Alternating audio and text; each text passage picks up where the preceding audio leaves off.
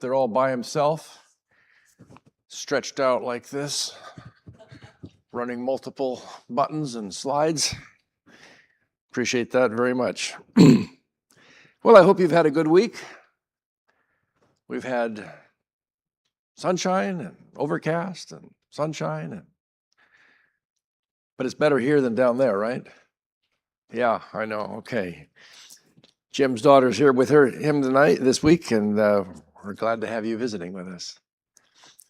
All right, let's bow our heads before we begin our study this morning. I invite you to bow your heads.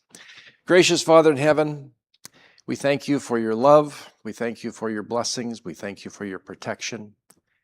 And we thank you for the opportunity on the books of 1st and 2nd Corinthians. And the title for this lesson this week is All to the Glory of God. And that is taken from the memory text, which is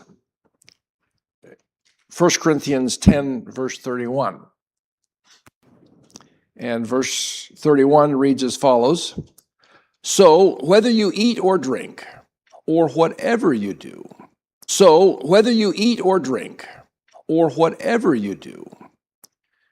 do all to the glory of God.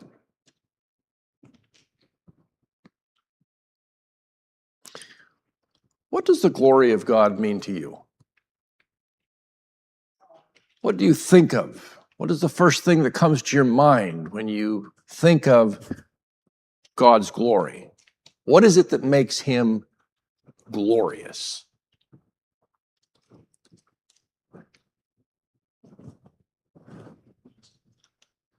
I'm sorry, Jenka?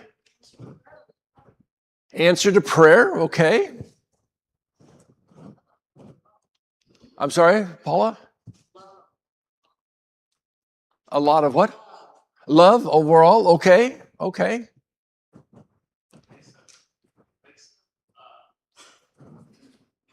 Glorious, it's something for humans impossible. So we can't, we're not good. It's good. So glorious. Okay.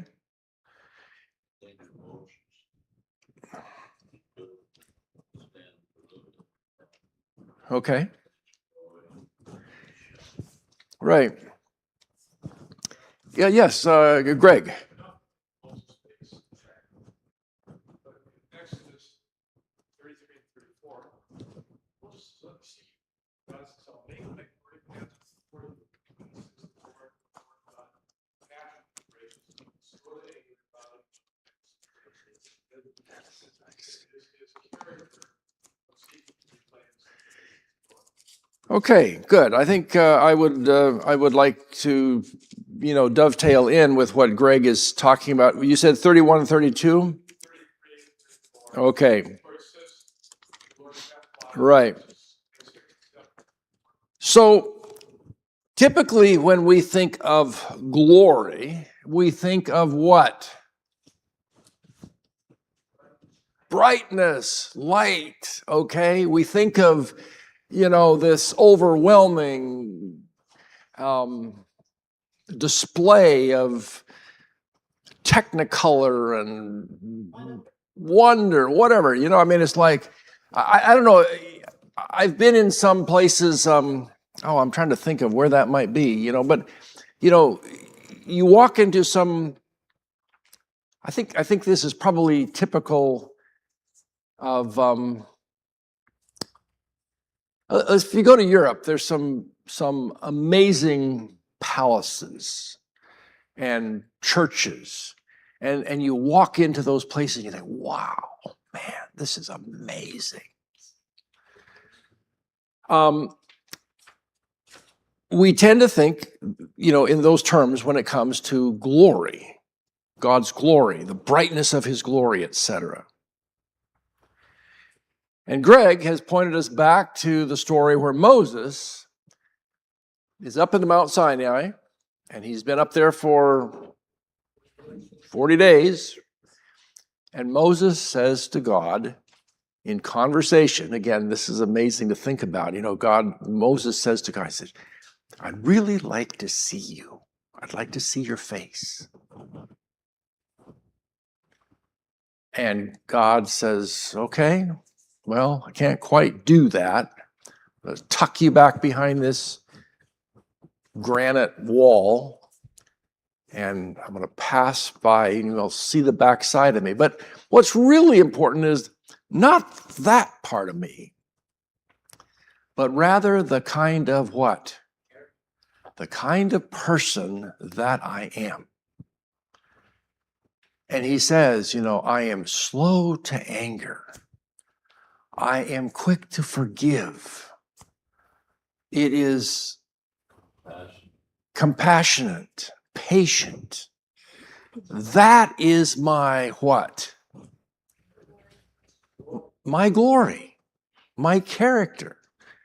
You know, are you familiar with the phrase his legacy? Presidents, as they get into the last year or months or weeks of their presidency, become very concerned about their what? Their legacy. What are people going to remember them for? And for some, it's, you know, I built this, I built that, or I did this, or I did that. God's glory is who he is. Ever present. I'm sorry? Ever present. Ever present. Okay. That's more of his power, I would say. But yeah, I think I understand where you're going with that.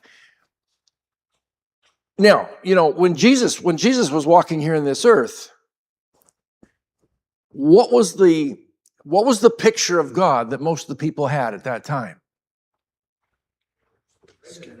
What's that? They were afraid of him. Right, exactly. Because if they stepped out of line, if they got off, if they didn't do X number list of things, check them off, boom, judgment was going to come on them. Why was the paralytic who was lowered down, why was he rejected by the religious leaders of his day?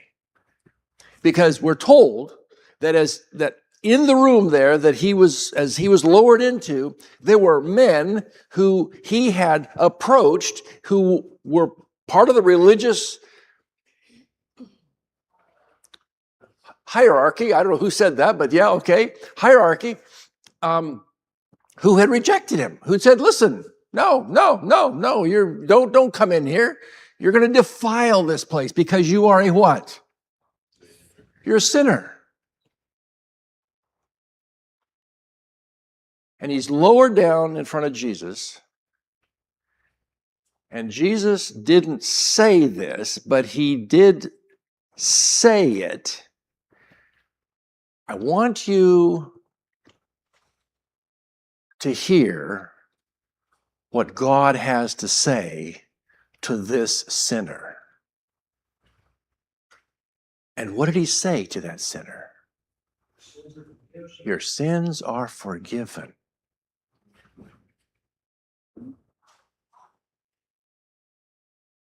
Jesus was doing something that demonstrated the glory of God in what he did there.